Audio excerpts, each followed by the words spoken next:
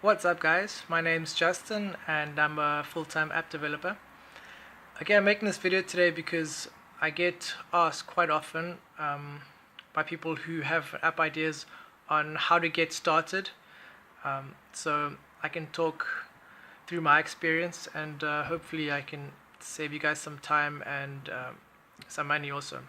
So the biggest misconception out there is that your first app's gonna be really expensive and gonna cost you thousands of dollars, and that's just not true.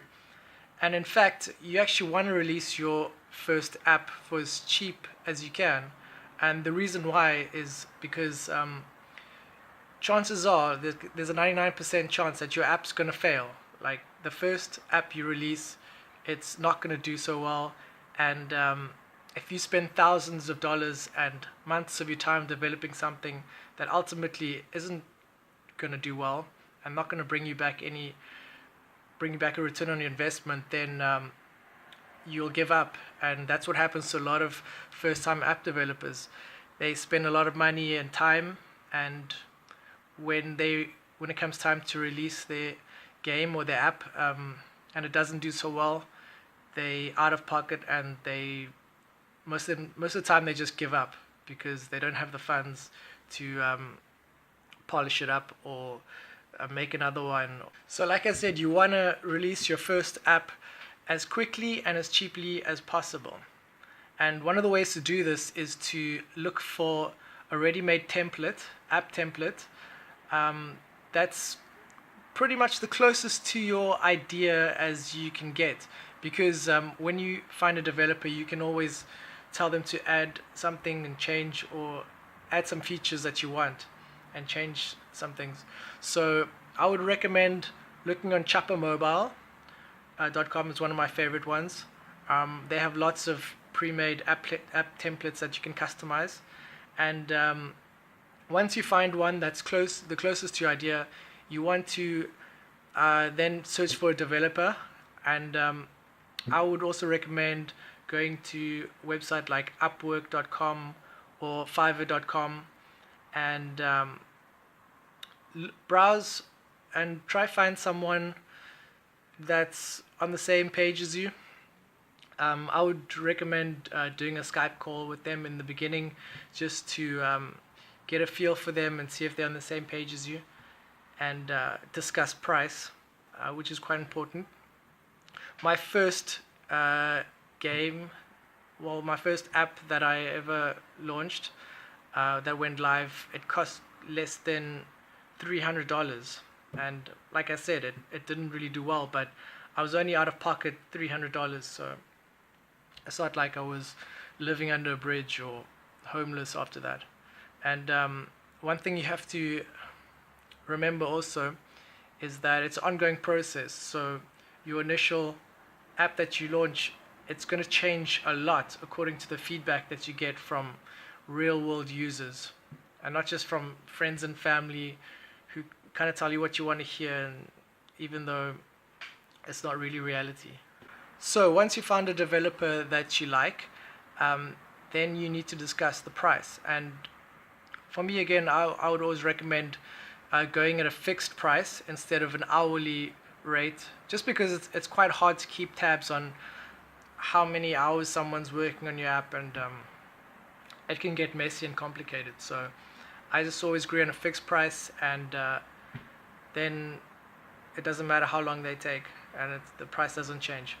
Just remember always to be really explicit in the details of your app, and tell them exactly what features you want, because a lot of times what happens is halfway through development you'll get an idea, or you miss something, and then you go back to the developer, and by that time he's already done most of the work, and they do get frustrated, and of course will charge you more, and it leaves you with a bad relationship. It's something you don't want, working with someone who's working on your app.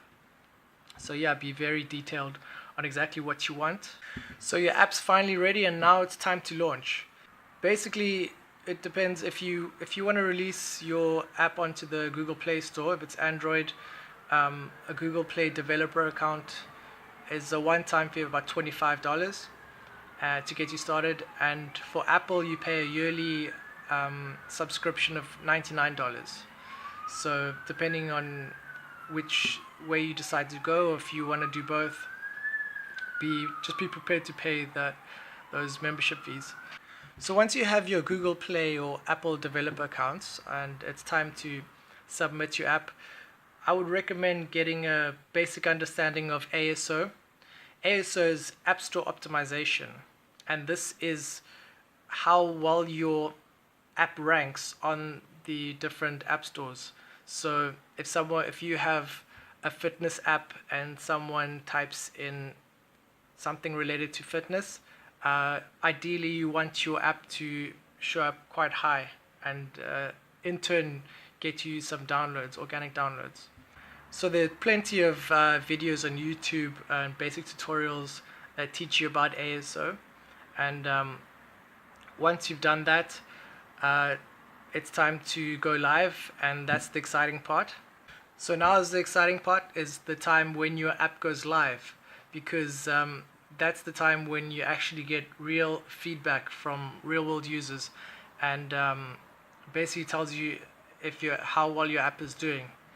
And it's very important to remember that app development is an ongoing process. So think of your app like a bucket, a leaky bucket with a lot of holes, and every time you get feedback, you polish your app more, you plug those holes, and eventually you're going to have a bucket that doesn't leak. We call that retention, and that's really important. It's how well you retain users.